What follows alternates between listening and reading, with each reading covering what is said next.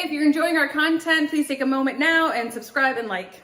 So why doesn't an Ecolo Cruise enclosed mobility scooter have a steering wheel? Because you will see similar units like this from different companies, and they come with a steering wheel. So the reason for that is because Ecolo brand, opened since 2002, has all of their mobility scooters certified federally as a medical device.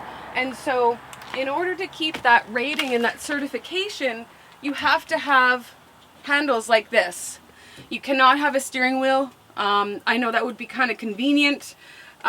This is really a little bit more relaxing because you can just rest your hands on here, but that is why these don't come with a steering wheel. They will not ever come with a steering wheel, because in order to get that certification, that's a hard thing to do. And well done, Ecolo, but yeah, that's why there's no steering wheel.